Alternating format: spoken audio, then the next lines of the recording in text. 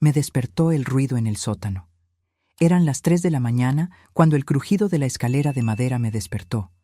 Nunca imaginé que las últimas palabras que escucharía de mi nieto serían: «Haz una maleta. Tenemos que salir de esta casa ahora». La mirada en su rostro era algo que nunca había visto antes. Miedo puro. Mientras conducíamos a través de la oscuridad, alejándonos de la casa donde viví por 37 años, me di cuenta de que a veces aquellos a quienes amamos son los que más nos hieren. Y que a veces son los que menos esperamos quienes terminan salvándonos. Pero antes de continuar, asegúrate de estar ya suscrito al canal y escribe en los comentarios: ¿desde dónde estás viendo este video? Nos encanta saber hasta dónde están llegando nuestras historias. Mi nombre es Elisa Monteiro. Tengo 69 años y esta es la historia de cómo descubrí que tenía algo terrible en mi sótano. Todo comenzó con pequeños síntomas: dolores de cabeza matutinos, náuseas persistentes, mareos al levantarme. Al principio, pensé que era solo la edad.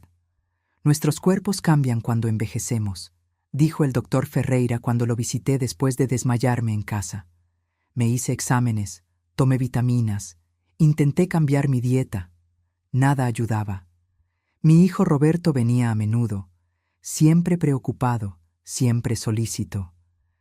«Yo me encargo de todo, mamá», decía, y se encargó. Contrató a una señora de la limpieza que venía 2 veces por semana. Hizo pequeñas reparaciones en la casa. Instaló nuevos sistemas de ventilación. Modificó mi habitación para mejorar la circulación del aire. En ese entonces, solo veía a un hijo dedicado. La casa donde vivo fue construida por mi esposo Carlos, ladrillo a ladrillo, en los años 80. Carlos era albañil, un hombre que creía que el trabajo manual era la forma más pura de expresión. Pasó 4 años construyendo nuestra casa, diseñando cada habitación, instalando cada puerta, clavando cada tabla del piso. Cuando murió de un infarto hace 5 años, sentí como si parte de la casa hubiera muerto también.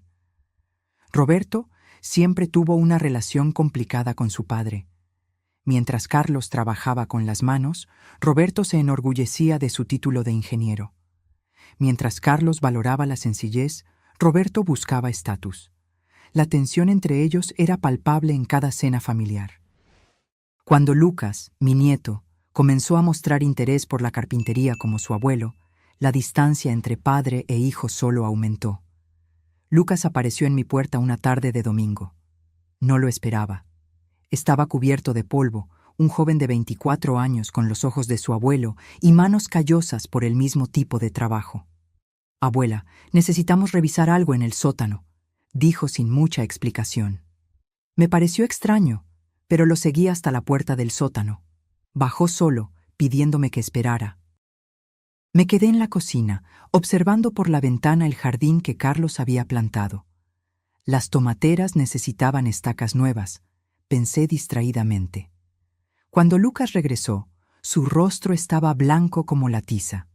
Puso el celular sobre la mesa de la cocina, lo deslizó hacia mí y dijo solo: «Haz una maleta.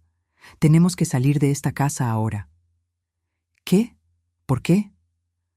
«Por favor, abuela, confía en mí». Su voz temblaba. «Solo toma lo esencial: medicinas, ropa para unos días, documentos». «Te espero en el auto». Algo en la urgencia de su voz me hizo obedecer sin preguntar. En 50 años de vida adulta, nunca había empacado una maleta tan rápidamente. 10 minutos después, estábamos en su camioneta, dejando atrás la casa que Carlos construyó, donde criamos a nuestros hijos, donde planté cada flor del jardín. «Lucas, por el amor de Dios, ¿qué está pasando?» Él conducía con los ojos fijos en la carretera, los nudillos blancos de tanto apretar el volante. «Roberto te está envenenando, abuela». Las palabras me golpearon como un puñetazo en el estómago. ¿Mi hijo? Imposible. ¿De qué estás hablando? Eso es una locura. Lucas se estacionó frente a una cafetería de carretera en las afueras de Tijuana. Era un lugar iluminado por neón, vacío a esa hora de la noche. Sacó su celular y me mostró las fotos que había tomado en el sótano. «Mira esto, debajo de tu habitación». Las imágenes mostraban tuberías, cables y una pequeña caja metálica con un temporizador digital. Eso es un sistema de liberación controlada de monóxido de carbono. Fue instalado recientemente, conectado al sistema de calefacción de la casa. Cuando el calentador se enciende por la noche, esto libera pequeñas cantidades de gas a tu habitación. Mi mente se negaba a procesar lo que decía. ¿Roberto? ¿Mi hijo? ¿Intentando matarme? No puede ser. Debe haber otra explicación. Las modificaciones en tu habitación, las salidas de aire selladas, el detector de monóxido de carbono desactivado, tus síntomas, todo encaja. Mi celular sonó. Era Roberto. Lucas negó con la cabeza. Dejé que sonara hasta que se detuvo. Volvió a sonar casi de inmediato. Debe haberse dado cuenta de que nos fuimos. Miré el celular como si fuera una serpiente a punto de atacar. ¿Por qué? ¿Por qué haría esto? Lucas respiró hondo. Dinero, la casa, el seguro de vida. Roberto está ahogado en deudas. Perdió su empleo hace 6 meses y no le dijo a nadie. Sus palabras parecían venir de muy lejos, como si estuviera hablando bajo el agua. Mi hijo, mi Roberto, el niño que acuné en mis brazos, al que enseñé a caminar, a leer, a ser un hombre de bien, intentando matarme lenta y metódicamente.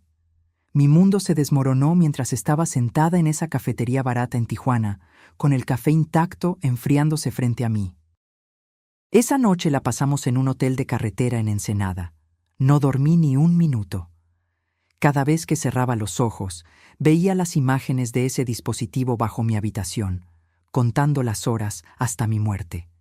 Veía el rostro de mi hijo, imaginaba sus manos instalando aquello mientras yo dormía en el piso de arriba, confiando en él completamente.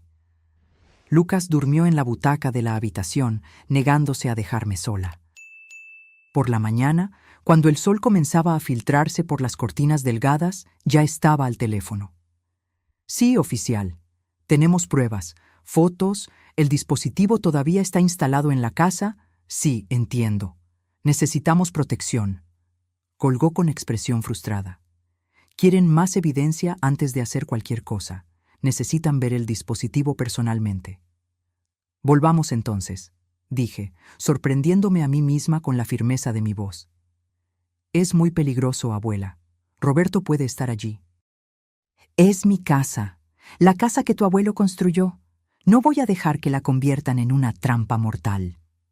Lucas dudó, pero accedió. Horas después, estábamos estacionando a 2 cuadras de mi casa en Monterrey. La patrulla policial nos esperaba como habíamos acordado. «¿Señora Monteiro?», preguntó el policía. «Soy el detective Ruiz. Su nieto me explicó la situación, pero necesito verlo personalmente antes de tomar cualquier medida». Caminamos en silencio hasta mi casa. El auto de Roberto no estaba en la entrada, pero eso no significaba que no estuviera cerca. «¿Tiene llave?», preguntó el detective. «Sí, y mi hija Marcia también». «Seamos rápidos entonces». Lucas abrió la puerta con su llave. La casa estaba en silencio, exactamente como la dejamos la noche anterior. Mi taza de té todavía a medio llenar en la mesa de la cocina. El libro que estaba leyendo aún abierto en el sofá. El detective siguió a Lucas hasta el sótano, mientras yo esperaba en la cocina, sintiéndome extraña en mi propia casa. Como si ahora fuera un lugar ajeno, hostil. Miré por la ventana y mi corazón casi se detiene. El auto de Roberto estaba doblando la esquina. «¡Están volviendo!», grité. Lucas y el detective subieron corriendo del sótano. «Lo encontramos. Es exactamente como dijo», confirmó el detective sacando su celular del bolsillo. «Voy a llamar a refuerzos». El auto de Roberto se detuvo frente a la casa. No estaba solo. Mi hija Marcia estaba en el asiento del pasajero. «Maldita sea», murmuró Lucas. «Los dos están juntos en esto». Roberto y Marcia entraron sin tocar. Cuando vieron al detective, se detuvieron abruptamente. «Mamá, ¿Qué está pasando?, preguntó Roberto, su semblante de preocupación demasiado perfecto para ser genuino. Sabemos lo que hiciste, dijo Lucas, posicionándose protectoramente frente a mí. Señor Roberto Monteiro, intervino el detective, encontramos un dispositivo instalado bajo la habitación de su madre, diseñado para liberar monóxido de carbono. ¿Sabe usted algo al respecto? La máscara de preocupación de Roberto vaciló por un instante. Sus ojos se encontraron con los míos, y en ese momento lo supe. Era verdad. Mi propio hijo había planeado mi muerte. Esto es ridículo, intervino Marcia. Lucas siempre ha tenido problemas con nosotros. Está intentando alejarnos de mamá. El dispositivo está ahí abajo, respondió Lucas, con tus huellas dactilares por todas partes, tío Roberto. Instalé un sistema de calefacción más eficiente, dijo Roberto con calma estudiada. Lucas está malinterpretando. ¿Un sistema que libera monóxido de carbono en su habitación?, preguntó el detective. Eso es absurdo, levantó la voz Roberto. Mamá está confundida, ha tenido alucinaciones por la edad, está cada vez más olvidadiza. La calumnia me golpeó como una bofetada. No solo intentaba matarme, sino que ahora intentaba hacerme parecer senil. Todo está documentado, señor Monteiro, dijo el detective, mostrando las fotos en su celular. Usted modificó las salidas de aire de su habitación, instaló un detector de monóxido de carbono falso y colocó un dispositivo de liberación controlada de gas bajo el piso. El rostro de Roberto se endureció. Toda la pretensión de preocupación desapareció. Tú no lo entiendes, dijo, la voz baja e intensa. Perdimos todo. El banco va a quitarnos la casa, la escuela privada de los niños, el tratamiento del marido de Marcia. Necesitábamos el dinero. Escuché esas palabras como si vinieran de un extraño, no del niño que había criado. Entonces decidiste matarme. Hablé finalmente. Tu padre construyó esta casa para protegernos, y tú la convertiste en mi tumba. Sería rápido, intervino Marcia, su voz fría y calculadora. Dormirías y no despertarías. Nadie preguntaría. Los ancianos mueren todos los días. Sonaron sirenas afuera. Los refuerzos habían llegado. Roberto y Marcia intercambiaron miradas. En un movimiento repentino, Roberto avanzó hacia mí. Lucas se interpuso protectoramente, pero Roberto lo empujó con fuerza, haciéndolo caer. El detective intentó intervenir, pero Marcia bloqueó su camino. «Mamá, tienes que venir con nosotros, ahora», ordenó Roberto, agarrando mi brazo con fuerza. Miré el rostro de mi hijo, buscando alguna señal del niño que conocía. No encontré nada más que desesperación y avaricia. «No», dije firmemente, zafando mi brazo. Se acabó, Roberto. La puerta principal se abrió y 2 policías uniformados entraron. Roberto retrocedió sabiendo que estaba acorralado. Roberto Monteiro y Marcia Monteiro Silva quedan arrestados por intento de homicidio. Observé en silencio mientras esposaban a mis hijos.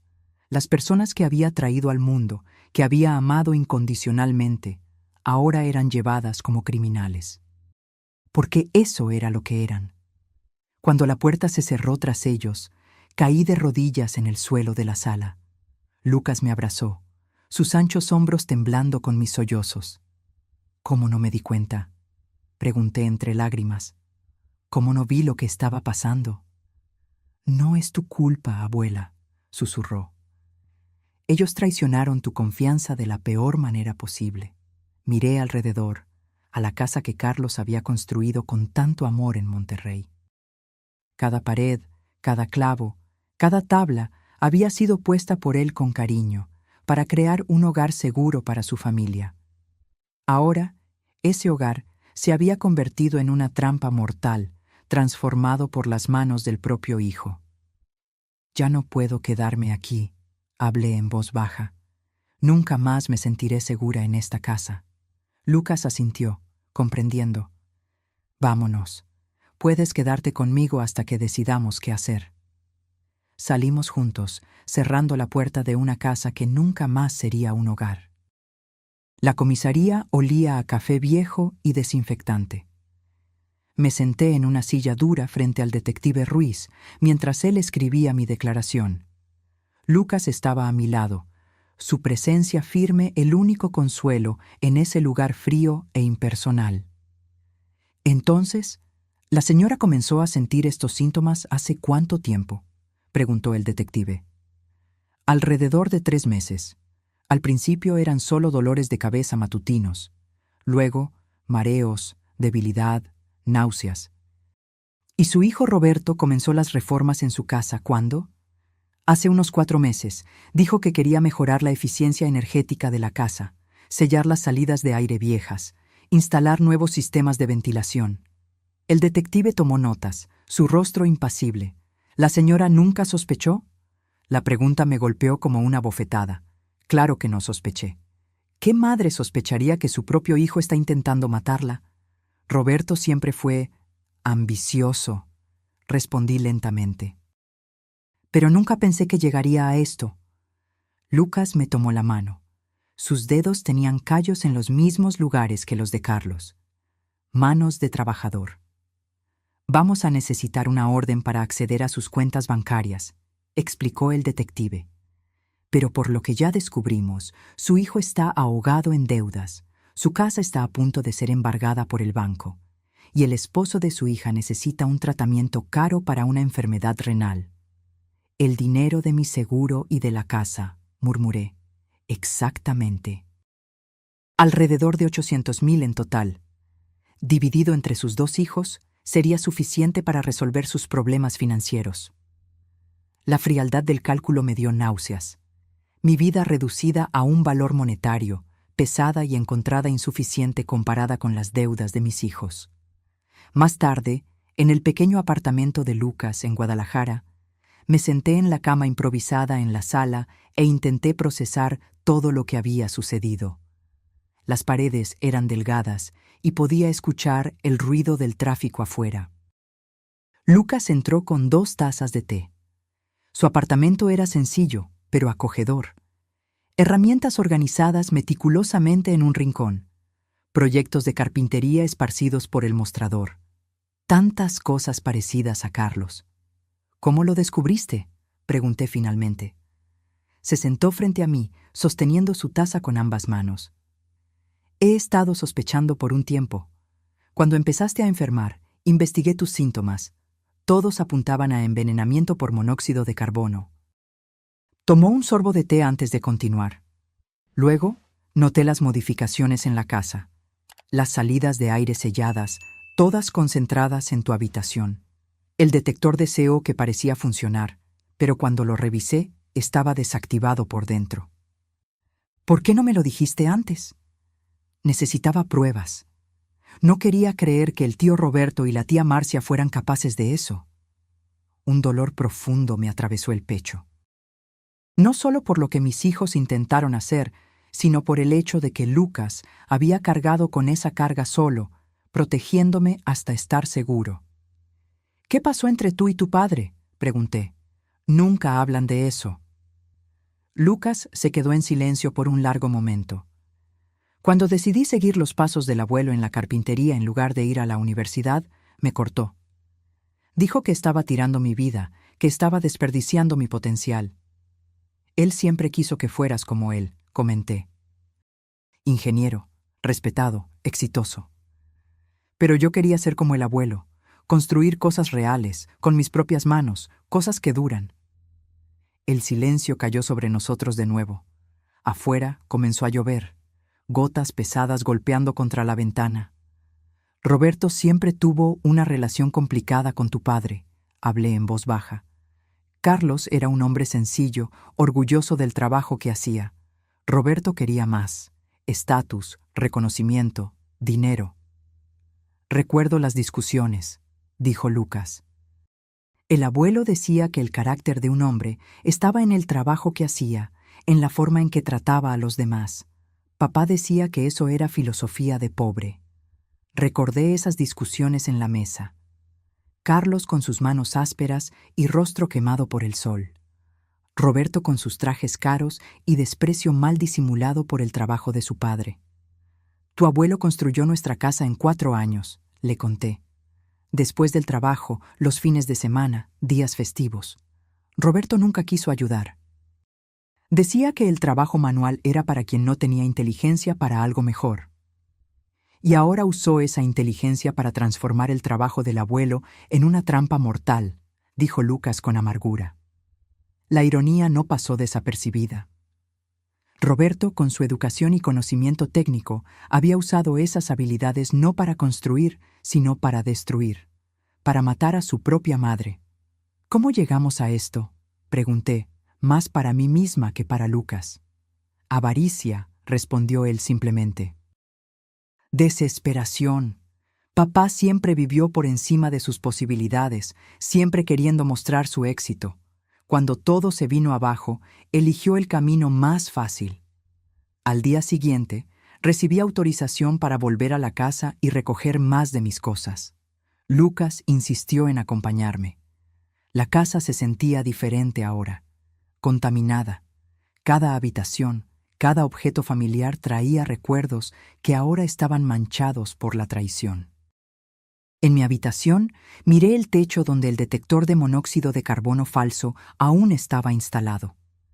Pensé en las noches que pasé allí, durmiendo pacíficamente mientras el gas se filtraba lentamente, envenenándome. Abrí el armario y comencé a seleccionar ropa. En el fondo encontré una vieja caja de zapatos. Dentro estaban las cartas que Carlos me escribió cuando éramos jóvenes. Sus planos para nuestra casa, dibujos detallados de cada habitación, cada puerta, cada ventana. ¿Abuela?, llamó Lucas desde la puerta. Encontré algo que deberías ver. Me llevó a la oficina, donde Roberto a menudo trabajaba cuando venía a visitarme. En un cajón cerrado que la policía había abierto, Lucas encontró un cuaderno. Es la letra de papá, dijo, entregándome el cuaderno. Las páginas contenían cálculos detallados. Tasas de flujo de gas, concentraciones de monóxido de carbono, estimaciones de tiempo de exposición. Y, lo más perturbador, un cronograma. Mes 1, 2. Síntomas iniciales, dolores de cabeza, fatiga. Mes 2, 3. Intensificación, náuseas, confusión mental. Mes 3, 4. Deterioro significativo, desmayos, pérdida de peso. Mes 4. Resultado final. Mi hijo había calculado metódicamente cuánto tiempo tardaría en matarme. Había planeado mi muerte como un proyecto de ingeniería, con etapas y plazos. Las lágrimas llegaron sin aviso. No por lo que casi me pasa, sino por la pérdida de los hijos que pensé conocer. Por la destrucción completa de la familia que Carlos y yo habíamos construido. Lucas tomó el cuaderno de mis manos temblorosas y me abrazó. «Salgamos de aquí», dijo suavemente. «Esta ya no es tu casa». Miré una última vez esas paredes, el trabajo de Carlos, ahora profanado por las manos de nuestro propio hijo. «No», asentí. «Ya no lo es». Al salir, me detuve en el porche y toqué el dintel de la puerta, tallado a mano por Carlos. Un último adiós a un hogar que nunca volvería a ser mío. En los meses siguientes, mi vida se transformó en una pesadilla legal en Ciudad de México. Declaraciones, audiencias, reuniones con abogados. El caso atrajo la atención de los medios locales. No todos los días hijos de clase media intentan matar a su propia madre por dinero. Roberto y Marcia fueron acusados formalmente de intento de homicidio, conspiración y varios otros crímenes. La evidencia era abrumadora. El dispositivo en el sótano, los meticulosos registros de Roberto, testimonios de vecinos que lo vieron haciendo reformas frecuentes. Lo que más me impactó fueron los correos electrónicos entre Roberto y Marcia, recuperados por la investigación. Mamá está cada vez más débil. El plan está funcionando. Un mes más y todo estará resuelto. ¿Estamos seguros de que nadie sospechará? ¿Y si piden autopsia? Ancianos con problemas cardíacos mueren todo el tiempo. Estoy monitoreando los síntomas. Parecerá natural. Mis propios hijos, discutiendo fríamente mi muerte como si fuera un problema de logística a resolver. La primera vez que los vi en la audiencia preliminar, casi no los reconocí. Roberto, siempre tan cuidadoso con su apariencia, parecía desaliñado en el mono naranja de la prisión. Marcia, mi niña siempre tan vivaz, estaba pálida y abatida. No me miraron ni una sola vez durante todo el procedimiento. El fiscal me llamó al día siguiente de la audiencia. «Señora Monteiro, tenemos evidencia suficiente para un juicio», explicó. «Pero si confiesan, podemos evitar este proceso largo y doloroso para la señora. ¿Confesarían? Sus abogados están sugiriendo la posibilidad de un acuerdo. Penas reducidas a cambio de una confesión completa. Parte de mí quería que enfrentaran toda la fuerza de la ley, que pagaran por lo que intentaron hacer. Otra parte, la madre que aún existía en mí, a pesar de todo, no soportaba la idea de verlos pudriéndose en prisión por el resto de la vida. «¿Qué tipo de pena reducida?», pregunté finalmente. Roberto obtendría 15 años, con posibilidad de libertad condicional después de 10. Marcia, por tener un papel secundario, 10 años, con posibilidad después de 6. Incluso reducidas, eran penas largas. Roberto tendría casi 60 años cuando saliera. Sus hijos, mis nietos que apenas me conocían, serían adultos. «Necesito pensar», respondí. Esa noche, sentada en el pequeño apartamento de Lucas en Guadalajara, miré por la ventana hacia la ciudad iluminada e intenté entender cómo habíamos llegado a ese punto. «¿Qué crees que debo hacer?», le pregunté a Lucas, que trabajaba silenciosamente en un proyecto de carpintería en el pequeño mostrador del rincón. Se detuvo, colocó la herramienta sobre la mesa y se volvió hacia mí. «No puedo decirte qué hacer, abuela. Es tu decisión. Pero quiero saber qué piensas», suspiró profundamente. «Parte de mí quiere que paguen por cada minuto de sufrimiento que causaron, por haberte traicionado de la peor manera posible». Hizo una pausa, eligiendo cuidadosamente las palabras. «Pero otra parte entiende que, al final, todavía son tu familia, y que tal vez, algún día, querrás algún tipo de... no sé si reconciliación es la palabra correcta». Reconciliación. La palabra parecía absurda en el contexto. ¿Cómo reconciliarme con personas que habían calculado fríamente mi muerte? «Creo que quiero verlos», hablé de repente, antes de decidir sobre el acuerdo. Lucas me miró preocupado. «¿Estás segura? Va a ser difícil». «Necesito mirarlos a los ojos. Necesito entender». 2 días después, estaba sentada en una sala fría en la prisión de Tlalpan, esperando. Roberto entró primero, esposado, escoltado por un guardia. Se sentó frente a mí, separados por una mesa de metal. El hijo que yo conocía había desaparecido. En su lugar estaba un hombre abatido, con ojeras profundas y una mirada derrotada. «Mamá», dijo, su voz casi un susurro. «¿Por qué, Roberto?», pregunté directamente. «Quiero escucharlo de ti». Bajó los ojos hacia las esposas. Estábamos perdiendo todo: la casa, los ahorros, el futuro de mis hijos. Entonces decidiste matarme. Yo no vi otra salida. Estaba desesperado. ¿Desesperado hasta el punto de envenenar lentamente a tu propia madre? Roberto no respondió de inmediato. Cuando levantó los ojos, había lágrimas en ellos. Me dije que sería rápido, que no sufrirías, que a tu edad sería solo dormir y no despertar. La frialdad de sus palabras me causó un escalofrío. Incluso ahora intentaba justificar lo injustificable. Tu padre construyó esa casa para protegernos, dije, mi voz temblando de emoción. Puso cada ladrillo, instaló cada tubería pensando en nuestra seguridad. Y tú usaste ese mismo trabajo para intentar matarme. Papá siempre fue tu prioridad, respondió Roberto con amargura repentina. Tu precioso trabajador manual. Nunca importó cuánto me esforzara, cuánto éxito tuviera, siempre era el trabajo de él lo que valorabas. ¿Eso justifica lo que hiciste? Nada lo justifica, admitió, la rabia desapareciendo tan rápido como surgió. Yo lo siento mucho, mamá. Sé que nunca será suficiente, pero lo siento. Miré a mi hijo y no reconocí al hombre frente a mí. ¿Dónde estaba el niño que acuné en mis brazos? ¿El adolescente que me dio tanto orgullo con sus notas brillantes? ¿El joven prometedor que parecía destinado a grandes logros? Tu abogado mencionó un acuerdo. Hablé finalmente. Sí. ¿Quieres que lo acepte? La pregunta me tomó por sorpresa. Después de todo, todavía buscaba mi aprobación. Quiero que hagas lo que creas correcto, Roberto. Por primera vez en tu vida. Salí de la prisión sintiéndome extrañamente vacía. La conversación con Marcia había sido igualmente difícil. Lloró más. Imploró perdón. Habló del tratamiento caro de su esposo, de los hijos pequeños que la necesitaban. En el camino de vuelta, sentada en el auto junto a Lucas, me quedé en silencio por kilómetros. Van a aceptar el acuerdo. Hablé finalmente. ¿Cómo te sientes? No sé. Vacía. Como si una parte de mí hubiera muerto en esa casa. Lucas conducía con cuidado, sus ojos fijos en la carretera hacia Puebla. El abuelo siempre decía que perdonar no es olvidar.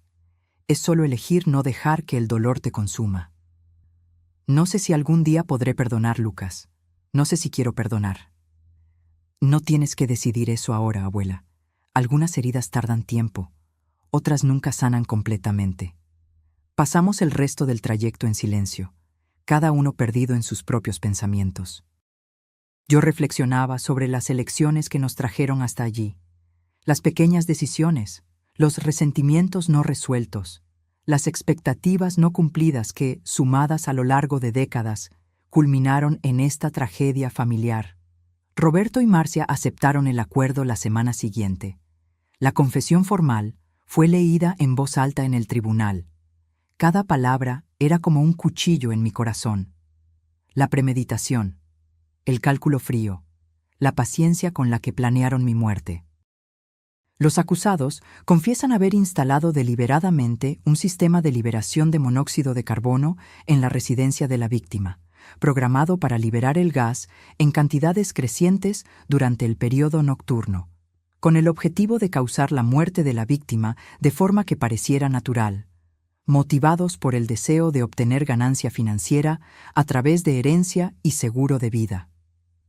Sentada en el banco delantero, escuché todo con una calma que me sorprendió. Tal vez estaba en shock, tal vez estaba solo demasiado cansada para sentir algo más que una profunda y dolorosa resignación.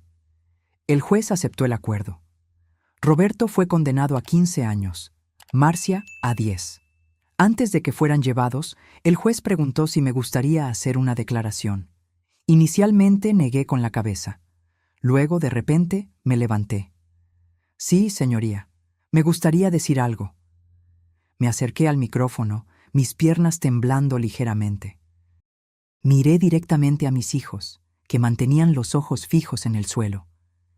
Mi esposo Carlos dedicó 4 años de su vida a construir nuestra casa. Cada pared, cada piso, cada sistema fue instalado por él, ladrillo a ladrillo, para crear un hogar seguro para nuestra familia. Ese era el legado que quería dejar. Mi voz se quebró momentáneamente. Respiré hondo y continué. Esa casa albergó a nuestra familia durante casi 4 décadas.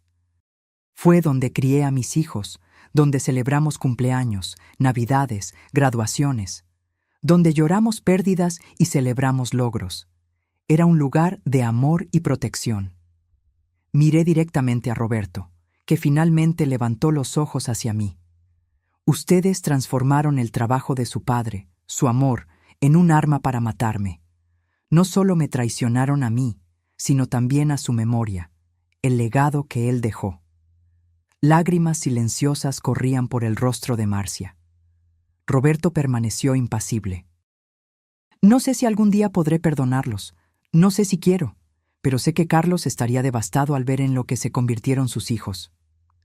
Volví a mi lugar junto a Lucas, que me tomó la mano mientras los guardias se llevaban a mis hijos para comenzar sus sentencias. Salimos del tribunal bajo la mirada curiosa de reporteros y curiosos en Puebla. La historia se había difundido. la anciana casi asesinada por sus propios hijos que querían su herencia. ¿Estás bien?, preguntó Lucas cuando llegamos al auto. No, respondí honestamente. Creo que no estaré bien por mucho tiempo, pero estoy viva, gracias a ti. Él sonrió tristemente y encendió el auto. ¿A dónde vamos ahora, abuela? Miré por la ventana hacia el cielo gris de invierno. Hacia adelante, Lucas. Es el único camino posible. La casa se quedó vacía por meses. No podía volver a vivir allí. Cada habitación estaba contaminada por los recuerdos de lo que casi sucede. Pero tampoco podía deshacerme de ella de inmediato. Era el último vínculo físico con Carlos, con la vida que construimos juntos. Continué en el pequeño apartamento de Lucas. Él insistió en que me quedara el tiempo que fuera necesario, transformando su sofá en cama todas las noches sin jamás quejarse. «Necesitamos hablar de la casa», dijo una mañana, mientras tomábamos café. «No podemos dejarla abandonada para siempre». Tenía razón, por supuesto. Las cuentas seguían llegando. El jardín que Carlos plantó con tanto cariño estaba muriendo sin nadie que lo cuidara. Los vecinos habían comenzado a quejarse. «No puedo imaginar extraños viviendo allí», confesé. «Usando los armarios que Carlos construyó, durmiendo en las habitaciones donde criamos a nuestros hijos». «¿Y si no fueran extraños?», sugirió Lucas cautelosamente. Lo miré confundida. «He estado pensando», continuó. «La habitación donde estaba instalado ese dispositivo puede ser completamente reconstruida. Puedo rehacer el piso, las paredes, todo, hacerla segura de nuevo. ¿Quieres vivir allí?». «No exactamente». Él dudó. «En realidad estaba pensando en nosotros dos.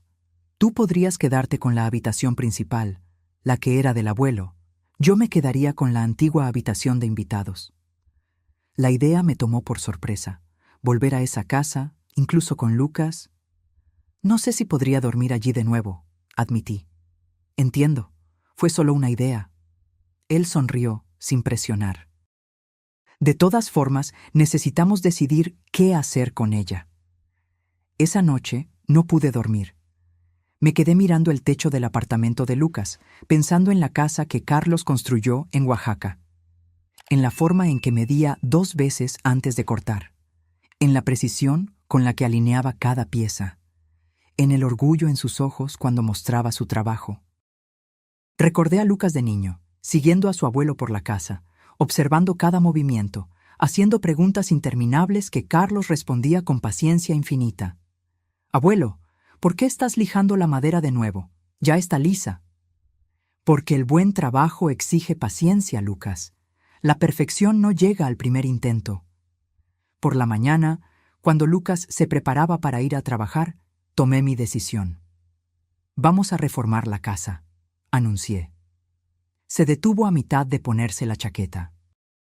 «¿Estás segura?». «No para que yo viva allí, al menos no por ahora, pero no puedo dejar que el trabajo de tu abuelo se pierda, y no quiero que extraños vivan allí». Lucas sonrió, una sonrisa que iluminó su rostro de una manera que no veía desde hacía meses. «Puedo empezar este fin de semana», dijo. «Podemos empezar», corregí. «No seré solo una espectadora esta vez».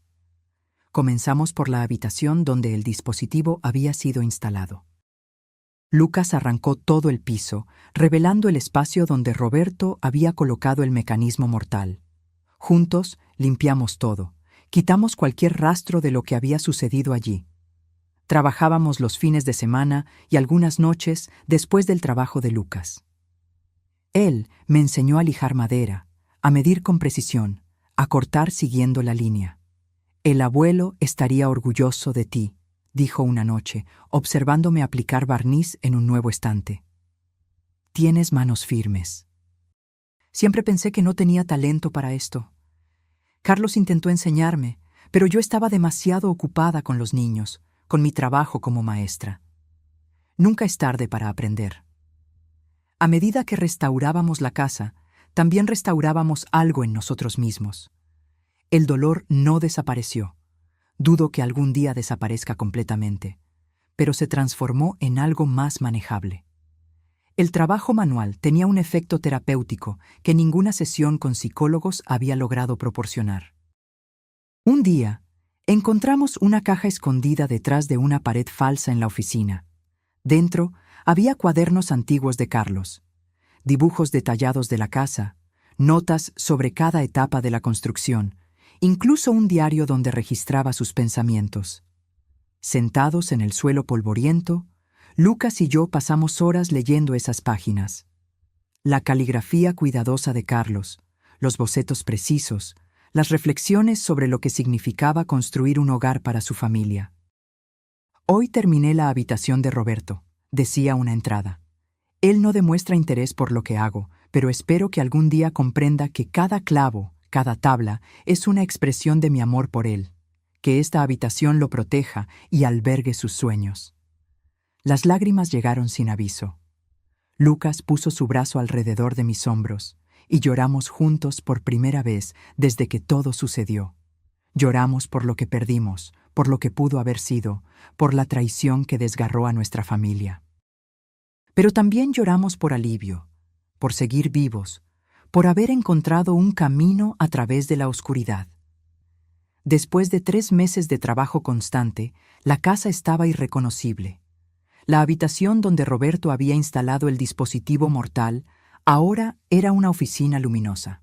Las paredes habían sido pintadas en colores vibrantes, elegidos por Lucas para alejar las sombras, como él decía. Los sistemas de ventilación fueron completamente rehechos, siguiendo los planos originales de Carlos que encontramos en sus cuadernos. Lucas instaló detectores de monóxido de carbono de última generación en todas las habitaciones, probándolos obsesivamente. Un sábado, mientras pintábamos la sala de estar, Lucas hizo una pausa y me miró con seriedad. «Abuela, hay una cosa que he querido contarte». Dejé el pincel a un lado, notando la tensión en su voz. «¿Qué pasó?» «Conocí a alguien. Una diseñadora de interiores que trabaja en un proyecto conmigo. Se llama Elena». Sonreí, genuinamente feliz por él. «Eso es maravilloso, Lucas. Quiere conocerte. De hecho, tuvo una idea para esta casa que le gustaría compartir contigo». Algunos días después, Elena vino a cenar con nosotros al apartamento de Lucas en Oaxaca. Era una mujer de sonrisa fácil y ojos inteligentes, que claramente adoraba a mi nieto. «Señora Monteiro», dijo después de la cena. Lucas me contó la historia de su casa. ¿Lo que pasó allí? Miré a Lucas, que asintió alentadoramente. «Trabajo con espacios traumatizados», continuó Elena.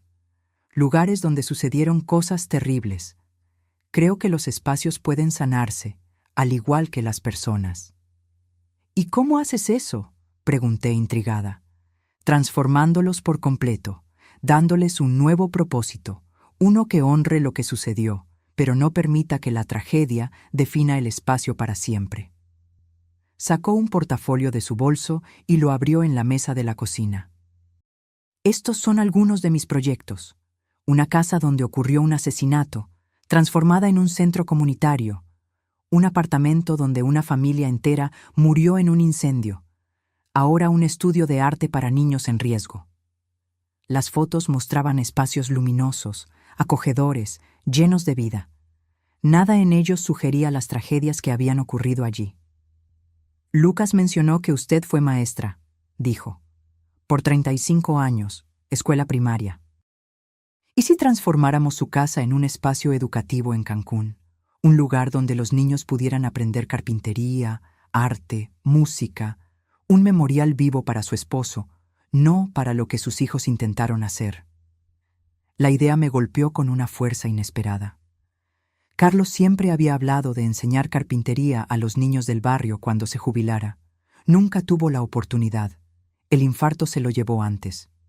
«Una escuela de artes manuales», murmuré. A Carlos le habría encantado eso. Lucas me dijo que su esposo creía en el valor del trabajo bien hecho, en la dignidad del trabajo manual, continuó Elena. «Imagino un espacio que honre ese legado». Miré a Lucas, que observaba a Elena con admiración evidente. «¿Ya sabías esto?», le pregunté. «Hablamos de algunas posibilidades», admitió. Pero la decisión es tuya, abuela. Es tu casa. Es la casa que Carlos construyó, corregí suavemente. Y creo que él aprobaría esta idea. En las semanas siguientes trabajamos con renovada energía. La casa no solo sería restaurada, sería transformada. Elena trajo sus conocimientos de diseño, creando espacios funcionales para talleres, aulas, áreas de convivencia. Lucas lideró la parte constructiva, siguiendo fielmente los principios que aprendió de su abuelo. Contrató a algunos amigos carpinteros para ayudar con los trabajos más pesados, pero insistió en hacer personalmente todas las piezas que requerían mayor precisión. En cuanto a mí, descubrí un talento inesperado para la organización del proyecto, para asegurar que la visión de Carlos estuviera presente en cada detalle. En un día particularmente agotador, me senté en el porche recién construido, observando la puesta de sol. Lucas y Elena trabajaban adentro, sus voces y risas ocasionales llegando hasta mí. Por primera vez en meses, sentí paz, no la ausencia de dolor. Esa todavía estaba allí, probablemente siempre lo estaría. Sino una sensación de que algo bueno podría surgir incluso de las peores traiciones. Que el legado de Carlos no sería el intento de asesinato, sino este nuevo propósito para la casa que él construyó. La Escuela de Artes Manuales, Carlos Monteiro, fue inaugurada 6 meses después en Cancún. Conseguimos financiamiento del ayuntamiento y donaciones de empresas locales. Lucas sería el profesor principal de carpintería. Elena se encargaría de las clases de diseño. Yo, a pesar de estar jubilada, volvería a enseñar, no matemáticas o español como antes, sino a coordinar proyectos integrados que unirían arte y conocimiento práctico. El día de la inauguración miré alrededor a lo que habíamos logrado. La casa estaba irreconocible y, al mismo tiempo, más fiel a la visión original de Carlos que nunca. «¿Qué te parece?», preguntó Lucas, deteniéndose a mi lado mientras observábamos a los niños del barrio explorando curiosamente las nuevas salas. «Creo que transformamos un intento de muerte en una celebración de vida», respondí. «Y esa es la mayor victoria que podríamos tener». Pasó un año. La escuela prosperaba, con lista de espera para todos los grupos. Lucas y Elena estaban prometidos, planeando una boda sencilla en el jardín que habíamos reconstruido en la parte trasera de la casa. Yo vivía ahora en un pequeño apartamento cerca de la escuela, a pocos minutos a pie. No pude volver a dormir en la casa. Algunos recuerdos son demasiado difíciles de superar, pero pasaba mis días allí, enseñando, coordinando, observando con satisfacción cómo los niños aprendían a crear con sus propias manos. Una mañana de otoño, mientras organizaba materiales para la clase de la tarde, la secretaria de la escuela me buscó con expresión preocupada. «Doña Elisa, hay una carta para usted, del sistema penitenciario». Mi corazón se aceleró. En todo ese tiempo no había tenido ningún contacto con Roberto o Marcia. No respondía a las cartas que intentaron enviar en los primeros meses. Le pedí al abogado que se encargara de cualquier asunto legal que surgiera. Con manos ligeramente temblorosas, abrí el sobre oficial. Era una notificación. Roberto había solicitado una visita. El sistema penitenciario quería saber si yo aceptaría. «¿Algún problema, abuela?» Lucas entró en la sala, sus manos aún sucias de aserrín de su última clase. «Roberto quiere verme». Lucas se puso tenso de inmediato. «No tienes que ir. Lo sé.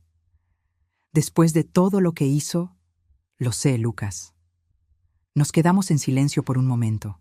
Por la ventana podíamos ver a los niños jugando en el jardín durante el recreo. «Creo que tengo que ir», respondí lentamente. «No por él, sino por mí». Lucas frunció el ceño preocupado. «¿Quieres que vaya contigo?» «No. Esto es algo que tengo que hacer sola». Una semana después, estaba sentada en una sala de visitas de la prisión en las afueras de Ciudad Juárez, esperando. Mi corazón latía fuerte y tuve que controlar la respiración para calmarme. La puerta se abrió y Roberto entró, escoltado por un guardia. Parecía más viejo, más delgado, el cabello cortado muy corto. El uniforme de prisión colgaba de su cuerpo como si fuera demasiado grande. Se sentó frente a mí, separados por una mesa de metal. Por un largo momento, ninguno de los dos habló. «Gracias por venir», dijo finalmente, la voz ronca, como si no se usara con frecuencia. «¿Por qué querías verme, Roberto?» Se movió nerviosamente con las esposas. «Me enteré de la escuela. Está en los periódicos locales. La transformación de la casa, lo que hicieron, es impresionante». No respondí. No había venido hasta allí para escuchar elogios vacíos. «A papá le habría gustado», continuó. «Era el tipo de cosa que él siempre quiso hacer». Sí, lo era. Otro silencio. Roberto parecía luchar con las palabras. «Estoy en terapia aquí, parte del programa de rehabilitación. Eso es bueno. He estado pensando mucho, sobre lo que hice, sobre por qué». Me miró directamente por primera vez. «No fue solo por el dinero, mamá. Creo que lo sabes». ¿Qué más podría ser entonces? Rabia, resentimiento, contra papá, contra ti, contra la vida que ustedes valoraban y que yo siempre desprecié. Sus palabras me tomaron por sorpresa. No esperaba tal autoconocimiento. Siempre me sentí inferior cerca de él, continuó Roberto. No importaban mis notas, mi título, mi empleo. A sus ojos nunca sería tan bueno como un hombre que trabajaba con las manos. Tu padre estaba orgulloso de ti, Roberto, a su manera. Tal vez. Pero yo nunca lo sentí, y transformé ese resentimiento en algo monstruoso. Respiró hondo antes de continuar. Cuando comencé a perderlo todo, el empleo, la casa, el estatus que yo había construido, fue como si algo se rompiera dentro de mí. Como si todo lo que había hecho para demostrar mi valía hubiera sido en vano. ¿Y eso justifica intentar matarme? No, nada lo justifica. Su voz tembló. No estoy buscando justificaciones o perdón, mamá. Solo entendimiento. Para mí mismo, tal vez más que para ti. Estudié su rostro, buscando al hijo que había criado. En algún lugar, detrás de esos ojos cansados, había rastros del niño que una vez amé incondicionalmente. ¿Los hijos de Kelly están bien?, pregunté, sorprendiéndonos a ambos con la pregunta. Sí, están con su madre. Ella tiene permiso para verlos una vez al mes. ¿Y Paul, el esposo de Marcia? Falleció el año pasado, complicaciones renales. Otro silencio, más pesado esta vez. ¿Por qué la escuela, mamá? ¿Por qué transformar la casa así? Pensé la respuesta por un momento. Porque no podíamos dejar que lo que tú y Marcia hicieron fuera la última palabra sobre esa casa. Fue construida con amor, para proteger y nutrir. Eso era lo que necesitábamos restaurar. Lucas está involucrado por lo que leí. Sí, es el profesor principal de carpintería. Una sonrisa triste cruzó el rostro de Roberto. Como papá, se convirtió en lo que yo nunca pude ser. Él encontró su propio camino, Roberto, al igual que tú encontraste el tuyo. Roberto bajó la cabeza, derrotado por la simple verdad de mis palabras. Nunca saldré de aquí, ¿verdad? Incluso con la posibilidad de condicional. No lo sé. Eso dependerá de muchas cosas. ¿Crees que algún día podrás perdonarme? La pregunta flotó entre nosotros, pesada, inevitable. Durante mucho tiempo pensé que la respuesta sería un rotundo no, que algunas traiciones son demasiado grandes para ser perdonadas. Pero sentada allí, mirando al hombre roto frente a mí, me di cuenta de una verdad más compleja. El perdón no es algo que yo pueda simplemente decidir dar, Roberto. Es un proceso, un camino. Estoy intentando recorrerlo, no por ti, sino por mí. Él asintió lentamente. Es más de lo que merezco. No se trata de lo que mereces, se trata de lo que yo necesito para seguir viviendo. Nos quedamos en silencio de nuevo, cada uno absorbiendo el peso de esa conversación. Finalmente me levanté. Tengo que irme. Tengo una clase que dar esta tarde. Roberto también se levantó, torpemente debido a las esposas. Gracias por venir, mamá. Yo no lo esperaba. Yo tampoco, admití. Me di la vuelta para salir, luego me detuve en la puerta. Carlos solía decir que construir algo es fácil comparado con arreglar lo que se ha roto, pero que el arreglo, cuando está bien hecho, a menudo hace que la pieza sea más fuerte de lo que era antes. Roberto no respondió, pero vi en sus ojos que había entendido. No era una promesa de reconciliación, solo el reconocimiento de una posibilidad distante. Salí de la prisión sintiéndome extrañamente ligera, como si un peso que no sabía que estaba cargando finalmente estuviera comenzando a aliviarse. No completamente eliminado. Dudo que algún día lo sea, pero hecho más soportable. En el camino de vuelta a la escuela en Cancún, me detuve en el cementerio donde Carlos estaba enterrado. No era un desvío planeado, pero sentí la necesidad de estar allí después del encuentro con Roberto. La tumba era sencilla, como Carlos habría querido. Una piedra de granito con su nombre, fechas y la inscripción que yo había elegido. Construyó con amor, vivió con integridad. Estarías orgulloso de la escuela, Carlos. Hablé en voz alta, sentándome en el banco cercano. Niños aprendiendo a trabajar con las manos, a crear cosas bellas y útiles. Exactamente como siempre quisiste. El viento agitó suavemente las flores que había traído la semana anterior. No sé si algún día entenderé completamente lo que pasó con nuestros hijos, lo que los llevó a hacer lo que hicieron. Tal vez algunas cosas no están hechas para ser entendidas, solo aceptadas. Una hoja cayó lentamente, posándose sobre la lápida. Pero estamos reconstruyendo, Carlos. No lo mismo que teníamos antes. Eso se fue para siempre. Algo nuevo. Algo que tal vez sea incluso más significativo. Volví a la escuela a tiempo para mi clase de la tarde. Un grupo de niños me esperaba, ansiosos por el proyecto del día. Pequeñas cajas de madera para guardar tesoros, como Carlos me había enseñado a hacer décadas atrás. Mientras explicaba cada paso, mostrando cómo medir 2 veces antes de cortar, cómo lijar con paciencia, cómo encajar las piezas con precisión, sentí una presencia familiar a mi lado. No de forma sobrenatural, sino en los recuerdos vivos que llenaban ese espacio. Carlos estaría allí, lo sabía, en las manos torpes pero entusiastas de los niños, en el olor a madera recién cortada, en el sonido de herramientas sobre el mostrador, y de alguna manera esa certeza era suficiente. El autobús escolar se detuvo frente a la escuela una mañana de primavera, 2 años después de la inauguración. 30 niños bajaron, guiados por maestras sonrientes. Una excursión de una escuela pública del otro lado de Playa del Carmen. Lucas los recibió en el portón, ya usando su delantal de trabajo. «Bienvenidos a la Escuela de Artes Manuales Carlos Monteiro», dijo, su sonrisa contagiando a los niños.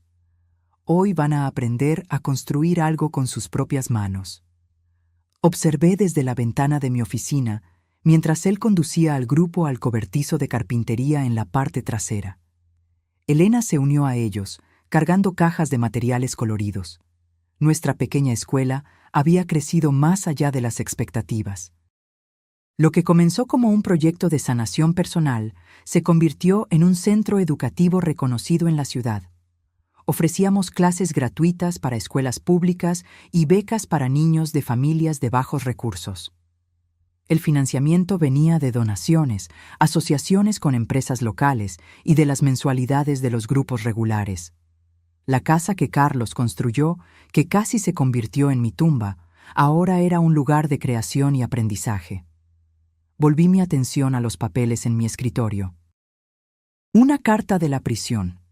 Marcia sería liberada en condicional el próximo mes. Su abogado preguntaba si yo tendría objeciones. No las tenía. Después de la visita a Roberto, algo había cambiado en mí.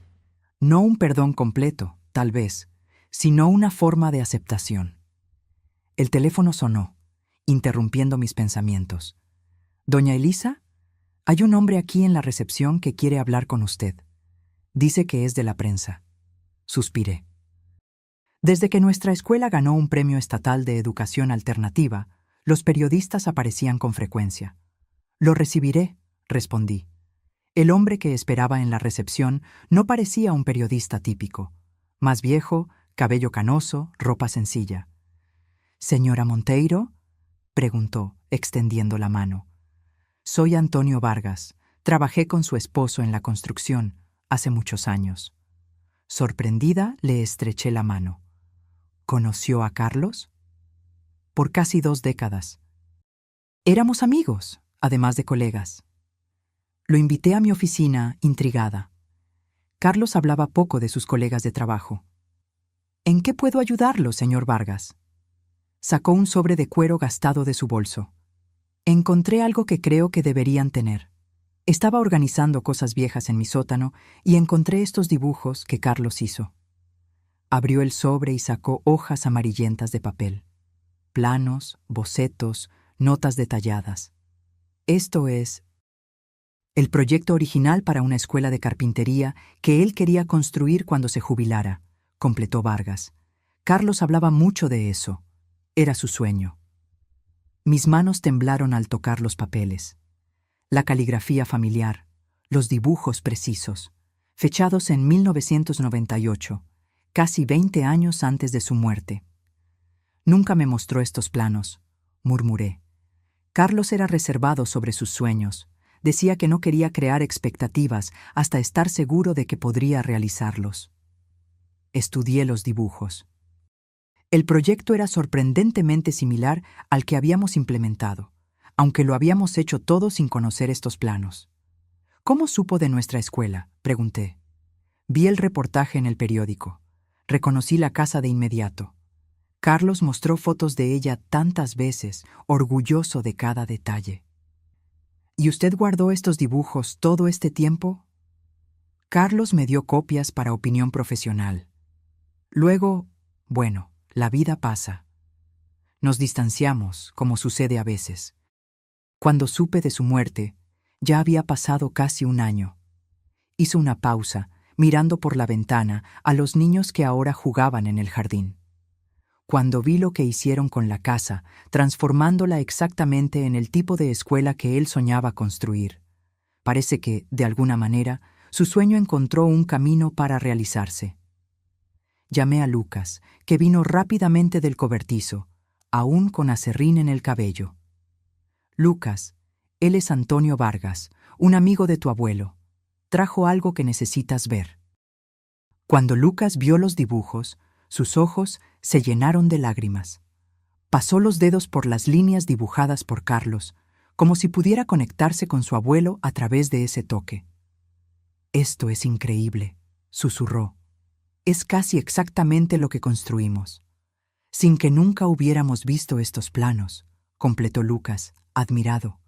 «Es como si de alguna manera, como si él los estuviera guiando», sugirió Vargas con una sonrisa amable. No era una explicación sobrenatural lo que buscaba, pero la coincidencia era demasiado poderosa para ser ignorada. De alguna manera, sin conocer los planos de Carlos, habíamos construido su sueño. ¿Hablaba mucho de este proyecto?, le pregunté a Vargas. Constantemente. Era su gran ambición para la jubilación. Un lugar donde los niños pudieran aprender habilidades prácticas que no se enseñan en las escuelas comunes. Donde pudieran descubrir el valor de crear algo con sus propias manos. Lucas pasó los dibujos a Elena, que se había unido a nosotros, atraída por el murmullo. «Esto es extraordinario», comentó estudiando los dibujos. «Las salas están dispuestas casi exactamente como diseñamos, sin haber visto esto nunca». Vargas se quedó a almorzar. Compartió historias sobre Carlos que yo nunca había oído. Aventuras en obras, proyectos desafiantes, momentos de camaradería. «Carlos hablaba mucho de usted y de los niños», mencionó mientras tomábamos café después de la comida. Estaba tan orgulloso cuando Roberto entró a la Facultad de Ingeniería. Intercambié una mirada con Lucas. El nombre de Roberto rara vez se mencionaba en la escuela. Tenía grandes esperanzas para Roberto, continué, cautelosa. Quería que siguiera sus propios sueños, incluso si eran diferentes a los de él. Sí, lo mencionó varias veces. Decía que, en el fondo, la ingeniería y la carpintería no eran tan diferentes. Ambas eran formas de construir, de crear. Esas palabras se quedaron conmigo después de que Vargas se despidió, prometiendo volver para una visita más larga, tal vez incluso ofrecer un taller especial para los alumnos. Esa noche, sentada en el balcón de mi apartamento en Playa del Carmen, reflexioné sobre el pasado y el presente que estábamos construyendo. Los dibujos de Carlos, ahora enmarcados y colgados en mi oficina de la escuela, parecían un vínculo tangible entre lo que se perdió y lo que se había recuperado. Una semana después de la visita de Vargas, recibí una llamada telefónica inesperada. «Señora Monteiro, le llamamos del hospital penitenciario. Su hijo Roberto sufrió un ataque cardíaco. Está estable ahora, pero pidió hablar con usted». Mi corazón se disparó. A pesar de todo lo que había sucedido, la idea de Roberto enfermo, solo en una cama de hospital de prisión, despertó en mí un instinto maternal que pensé que había muerto. «Dígale que iré mañana», respondí después de un breve silencio. Lucas insistió en acompañarme hasta el hospital en las afueras de Ciudad Juárez, aunque accedió a esperar afuera. La seguridad era rigurosa. Pases por detectores de metal, cacheo, escolta hasta el ala médica. Roberto estaba pálido, conectado a monitores cardíacos. Parecía envejecido más allá de sus años, el cabello ahora más canoso que oscuro. Abrió los ojos cuando entré, una expresión de sorpresa y alivio cruzando su rostro. «Mamá, ¿viniste?» «Claro que vine», respondí, sentándome en la silla junto a la cama. «¿Cómo te sientes?» «Como alguien que casi muere». Irónicamente apropiado, ¿no crees? Incluso enfermo, su tendencia al sarcasmo persistía. ¿Qué dijeron los médicos? Obstrucción coronaria, hereditaria probablemente, como papá. La mención a Carlos flotó entre nosotros, cargada de significados no expresados. ¿Pueden tratarlo?, pregunté. Ya lo hicieron. Angioplastia. Tengo stents ahora. Hizo una pausa. El médico dijo que tuve suerte. Si hubiera pasado durante la noche, probablemente no habría sobrevivido. La fragilidad de la vida humana nunca me pareció tan evidente como en ese momento. Roberto, que había planeado tan metódicamente mi muerte, casi pierde su propia vida por el mismo mal que se llevó a su padre. Vi en los periódicos lo de la escuela, comentó después de un largo silencio. Parece impresionante. Es un buen lugar, respondí simplemente. Estamos haciendo un buen trabajo allí. Lucas está involucrado, por lo que leí. Sí, es el profesor principal de carpintería. Roberto miró al techo, evitando mi mirada. Papá lo habría aprobado. Él siempre quiso hacer algo así. Lo sabemos. Un amigo suyo apareció recientemente con los dibujos originales que Carlos había hecho para una escuela de carpintería.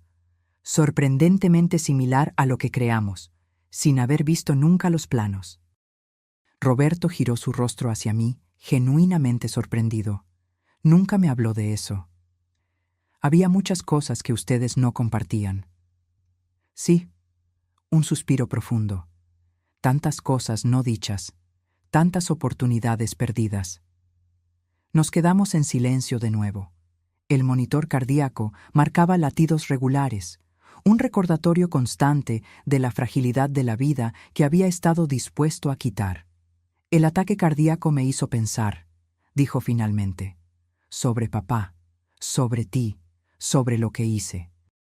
¿Y qué pensaste? Que tal vez él tenía razón todo el tiempo, sobre lo que realmente importa, sobre construir algo duradero, no solo ganar dinero y estatus.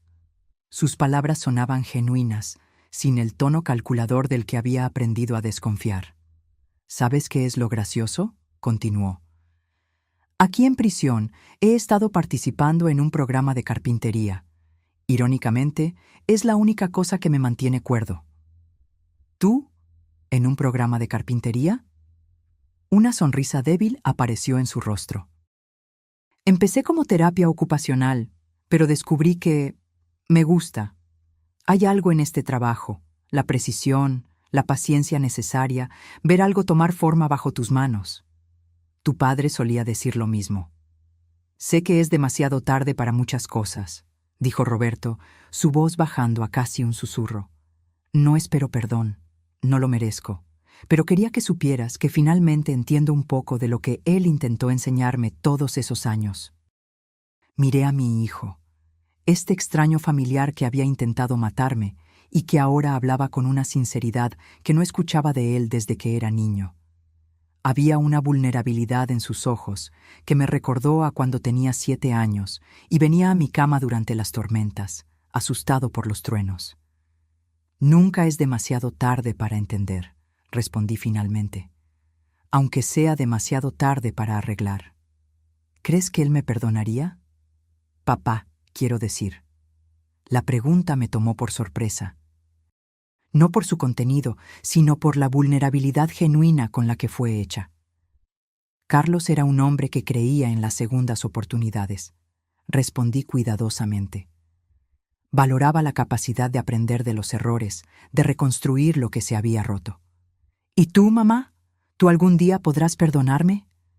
La pregunta que siempre supe que vendría, eventualmente. La pregunta para la que yo todavía no tenía una respuesta definitiva. Estoy intentando, Roberto, no por ti, sino por mí misma. El odio y el rencor son pesos demasiado grandes para cargar hasta el final de la vida. Él asintió, aceptando lo máximo que yo podía ofrecer en ese momento. Marcia sale en condicional el próximo mes, comenté, cambiando ligeramente el tema. Lo sé. No estamos exactamente en contacto.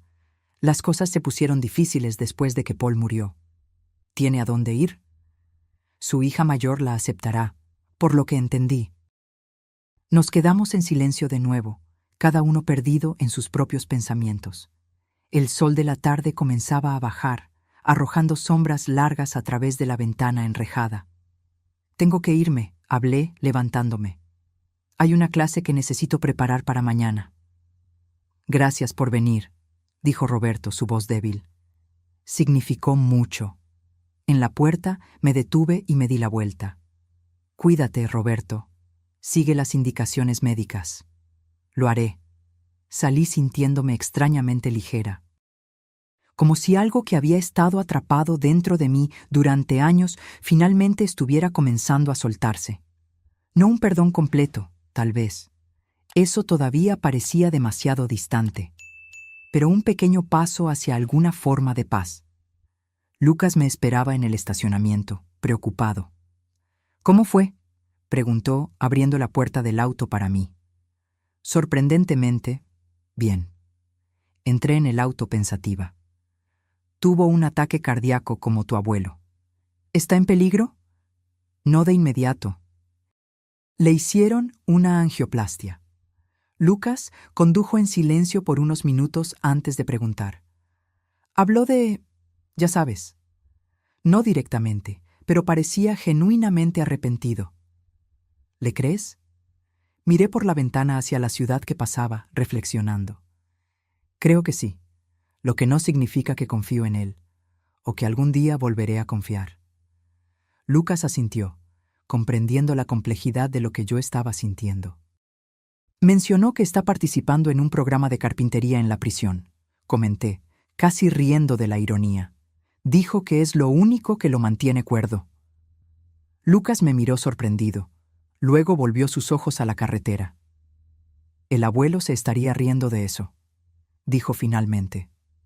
O tal vez no, respondí. Tal vez solo estaría aliviado de que Roberto finalmente entendiera lo que él intentó enseñar durante todos esos años.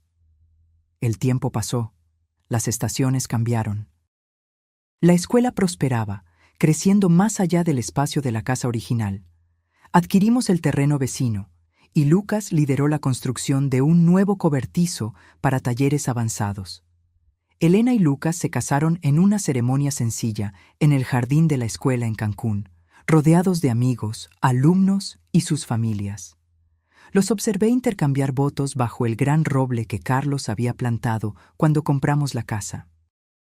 Prometo construir nuestro futuro con el mismo cuidado y dedicación que aprendí de mi abuelo, dijo Lucas, su voz fuerte y clara, midiendo 2 veces, cortando una y asegurando que cada pieza encaje perfectamente.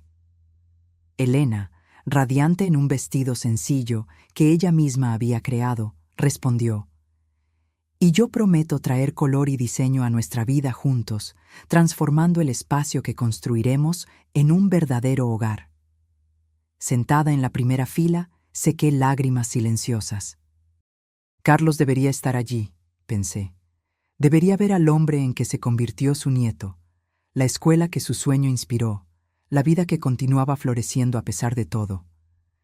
Después de la ceremonia, durante la pequeña recepción, noté una figura dudosa en la entrada del jardín. Marcia, más delgada y con el cabello completamente canoso, miraba incierta la celebración. Me acerqué a ella, sorprendiéndome a mí misma por la falta de amargura que sentía. «Viniste», dije simplemente. «No sabía si sería bienvenida», respondió nerviosa. «Puedo irme si lo prefieres». «¿Lucas te invitó?» «Sí, envió una invitación a mi dirección. Me sorprendió. Miré a mi nieto que bailaba con Elena en el centro del jardín. Él había mencionado que estaba pensando en invitar a Marcia, pero no confirmó su decisión. Otro ejemplo de la generosidad de espíritu que había heredado de Carlos. «Eres bienvenida aquí hoy», hablé finalmente. «Este es un día de celebración, no de rencores». Marcia parecía frágil en su vestido sencillo, sus manos arrugadas sosteniendo firmemente un pequeño bolso. La prisión había dejado marcas profundas en ella. «La escuela es increíble», comentó mirando alrededor. «Leí sobre ella en los periódicos. Están haciendo un trabajo maravilloso». «Gracias». Nos quedamos una al lado de la otra observando la celebración. No había necesidad de palabras. ¿Qué podríamos posiblemente decirnos la una a la otra después de todo lo que había pasado? Lucas notó la presencia de Marcia y se acercó a nosotros, Elena a su lado. «Tía Marcia», dijo, extendiendo la mano. «Gracias por venir». «Felicidades», respondió ella, estrechando su mano y luego la de Elena. «Hacen una pareja hermosa». «¿Conociste nuestra escuela?», preguntó Elena con la amabilidad que la caracterizaba. «Solo lo que leí en los periódicos». «Te la mostraré después de la recepción», ofreció Lucas, sorprendiéndome de nuevo. «Si tienes tiempo». «Me encantaría», respondió Marcia, visiblemente emocionada. Me alejé, dejándolos conversando. Necesitaba un momento a solas para procesar lo que estaba sucediendo. Encontré un banco tranquilo bajo un árbol y me senté, observando la celebración desde lejos. Alguien se acercó. Antonio Vargas, el antiguo amigo de Carlos, ahora un visitante frecuente de la escuela y ocasionalmente un instructor invitado. «¿Puedo unirme a usted?», preguntó. «Claro». Se sentó, una copa de champán en la mano. «Una hermosa pareja», comentó, observando a Lucas y Elena que ahora conversaban animadamente con un grupo de amigos. Carlos estaría orgulloso. «Sí, lo estaría». «¿Esa es su hija?», preguntó, notando a Marcia que permanecía apartada, claramente incómoda. «Sí». No ofrecí más explicaciones, y Vargas fue lo suficientemente sensible como para no preguntar. Todos en Cancún conocían la historia. Había sido noticia de primera plana durante semanas. «¿Sabe lo que Carlos decía sobre las familias?», comentó después de un momento de silencio contemplativo. «¿Qué?». «Que son como casas. Tienes que construirlas con una base sólida, pero incluso las mejores estructuras a veces desarrollan grietas. Lo importante no es evitar las grietas, eso es imposible, sino saber cómo repararlas cuando aparecen». Lo miré, sorprendida por la perspicacia de la observación. «¿Carlos decía eso?». «Muchas veces, especialmente cuando enfrentaba dificultades con sus hijos». Desvié la mirada hacia Marcia de nuevo. Ahora estaba conversando con una de las maestras de la escuela, todavía visiblemente tensa, pero haciendo un esfuerzo. «Algunas grietas son demasiado grandes para ser reparadas», comenté. «Tal vez». Pero Carlos también decía que siempre hay materiales nuevos, técnicas nuevas. Que a veces no arreglas algo para que quede exactamente como era antes. Lo reconstruyes para que sea algo nuevo, algo diferente, pero aún funcional. Las palabras resonaron profundamente en mí. No se trataba de restaurar lo que se había perdido, esa familia que existía antes de la traición. Se trataba de construir algo nuevo a partir de los escombros, algo que reconociera el pasado sin ser definido por él. Algunos meses después de la boda, Elena anunció que estaba embarazada. La noticia trajo una alegría que no creía posible sentir de nuevo. Un nuevo comienzo, una nueva generación libre del peso del pasado.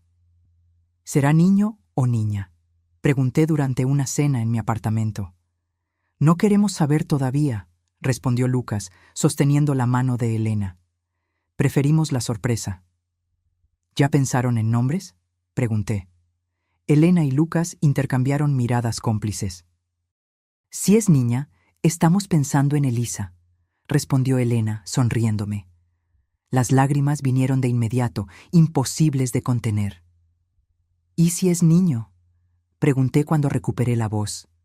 Carlos, respondió Lucas simplemente. Esa noche, después de que se fueron, me quedé sentada en mi apartamento, pensando en círculos y renacimientos, en cómo la vida continúa, incluso después de las peores traiciones, en cómo el amor persiste, encontrando nuevos canales cuando los antiguos están bloqueados. Tomé el teléfono e hice una llamada que había pospuesto por meses. Centro de detención. ¿En qué puedo ayudar? Me gustaría agendar una visita a Roberto Monteiro, por favor. A la semana siguiente, me senté de nuevo en la sala de visitas de la prisión en Ciudad Juárez. Roberto parecía mejor que en mi última visita. Había recuperado algo de peso y su color estaba más saludable. Mamá, no esperaba verte tan pronto. Tengo noticias, respondí, directa al grano. Lucas y Elena están esperando un bebé. Su rostro se iluminó genuinamente. Eso es maravilloso. ¿Cuándo? Primavera del próximo año. Principios de abril, probablemente. Un bebé, repitió, como si saboreara la palabra. Voy a ser... Bueno, técnicamente seré un abuelo. No corregí la vacilación. Legalmente, él todavía era el padre de Lucas, a pesar de todo. Biológicamente, sería abuelo del niño. Pero qué papel realmente tendría en la vida de este nuevo ser era una cuestión mucho más compleja. Si es niño, lo llamarán Carlos, le conté. Roberto se quedó en silencio por un momento, sus ojos suavizándose. ¿Y si es niña? Elisa. Él sonrió, una sonrisa genuina y sin reservas. Nombres perfectos. Conversamos por casi una hora. Por primera vez en años, hablamos no sobre el pasado, sobre lo que se había perdido o destruido, sino sobre el futuro, sobre posibilidades, sobre esperanza. Cuando me levanté para irme, Roberto dijo, «Mamá, sé que no tengo derecho a pedir esto, pero ¿crees que algún día podré conocer a mi nieto o nieta, aunque sea solo a través de fotos?» La pregunta era demasiado compleja para ser respondida en ese momento. No puedo prometer eso, Roberto. No depende solo de mí. Lucas y Elena tendrán la última palabra sobre quién formará parte de la vida de su hijo. Él asintió, aceptando la respuesta. Entiendo, y lo respeto. En la puerta me di la vuelta una última vez. Pero hablaré con ellos. Es todo lo que puedo prometer ahora. El alivio y la gratitud en sus ojos eran palpables. En el camino de vuelta, reflexioné sobre círculos de dolor y sanación, sobre cómo las familias pueden ser destrozadas y tal vez, solo tal vez, reconstruidas de formas diferentes, más sabias. No como eran antes, sino como algo nuevo, forjado en las duras lecciones del pasado. La primavera llegó, trayendo consigo a Carlos Roberto Monteiro Silva, 8 libras y 2 centímetros de pura promesa. Con su cabello oscuro y ojos curiosos, parecía absorber el mundo con una intensidad que me recordaba tanto a Lucas como al abuelo cuyo nombre llevaba. Lo sostuve por primera vez en el hospital en Cancún, maravillada con su perfección, con la forma en que sus pequeños dedos se cerraban firmemente alrededor del mío. «Ya tiene fuerza en las manos», comenté a Lucas. «Como tú tenías. Como tu abuelo tenía. Tal vez tengamos otro carpintero en la familia, respondió Lucas, orgulloso. O tal vez un artista, añadió Elena sonriendo. O un ingeniero, hablé en voz baja. ¿Quién sabe lo que elegirá ser? Lucas me miró, comprendiendo lo que yo no había dicho explícitamente. Más tarde, cuando estábamos solos en la habitación del hospital, Elena amamantando al pequeño Carlos, Lucas me llevó al pasillo. Lo mencionaste a propósito. A mi padre. No intenté negarlo. Sí. ¿Por qué? Pensé cuidadosamente antes de responder. Porque él es parte de quien eres, parte de quien es el pequeño Carlos, nos guste o no. Lucas se quedó en silencio, procesando mis palabras. ¿Lo visitaste recientemente, verdad? Preguntó finalmente. Sí, para contarle sobre el bebé. Otro largo silencio. Pidió conocer a Carlos algún día, aunque sea solo a través de fotos. Continué. Dijo que la decisión sería de Elena y tuya, por supuesto. Lucas se recostó en la pared, el cansancio de la noche sin dormir evidente en su rostro. No sé si estoy listo para eso, confesó. No tienes que decidir ahora.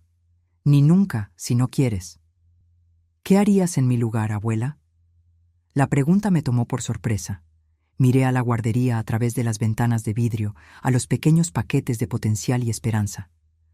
Creo que todo niño merece conocer su historia completa, eventualmente, las partes buenas y las malas. Es parte de quienes son.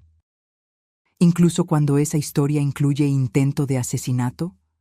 Especialmente entonces, respondí con suavidad.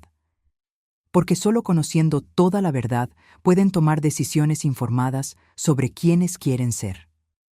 Lucas miró sus manos, manos fuertes, callosas por el trabajo honesto, tan similares a las de su abuelo. Necesito pensar en eso, dijo finalmente. Hablar con Elena. Claro. Volvimos a la habitación, donde Elena se había dormido con el bebé seguro en sus brazos. Lucas los observaba con tanto amor que sentí mi corazón expandirse. Era esto, me di cuenta, el verdadero legado de Carlos. No la casa que construyó, ni siquiera la escuela que su sueño inspiró, sino este amor, esta capacidad de construir y reconstruir lazos, incluso después de las peores tormentas. Semanas después, durante una tarde tranquila en la escuela, encontré a Lucas en el cobertizo de carpintería, trabajando en una pequeña cuna de madera. Sus movimientos eran precisos, concentrados, cada pieza medida 2 veces antes de ser cortada. ¿Para Carlos?, pregunté, observándolo trabajar. Sí, quiero que sea especial. Tomé una de las piezas ya lijadas, sintiendo la suavidad perfecta de la madera bajo mis dedos. Elena y yo hablamos, dijo sin mirarme, concentrado en su trabajo. Sobre mi padre. Esperé, sin presionar. Decidimos enviarle una foto de Carlos. Solo eso, por ahora. Creo que es un buen comienzo, respondí con cautela. Lucas dejó la herramienta a un lado y finalmente me miró. Nunca lo perdonaré completamente por lo que te hizo.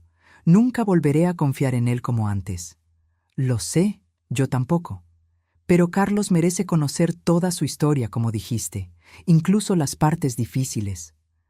Asentí, conmovida por la sabiduría de mi nieto. Y tal vez, continuó, volviendo a su trabajo, tal vez sea hora de construir algo nuevo. No para olvidar lo que pasó, sino para no ser definidos por ello. Mientras lo observaba trabajar, vi a Carlos en él, no solo en los gestos y la habilidad manual, sino en la capacidad de ver más allá de las ruinas, de imaginar algo nuevo donde otros verían solo escombros. En la cuna que Lucas estaba construyendo para su hijo, vi la promesa de un nuevo comienzo, una nueva base siendo establecida, ladrillo a ladrillo, pieza por pieza. Y tal vez en eso estaba el verdadero significado del perdón, no el olvido del pasado, ni la negación del dolor, sino la negativa a permitir que el dolor tenga la última palabra. La determinación de construir algo nuevo, algo mejor, de las cenizas de lo que se perdió. Tu abuelo estaría orgulloso, hablé en voz baja, casi para mí misma. Lucas sonrió, continuando su trabajo meticuloso. Lo sé, abuela. lo sé. Ahora, si te gustó esta historia, haz clic en suscribirte y dime en los comentarios qué parte te dejó boquiabierto. Ah, y no olvides hacerte miembro para tener acceso a videos exclusivos que no publico aquí. Te espero allí.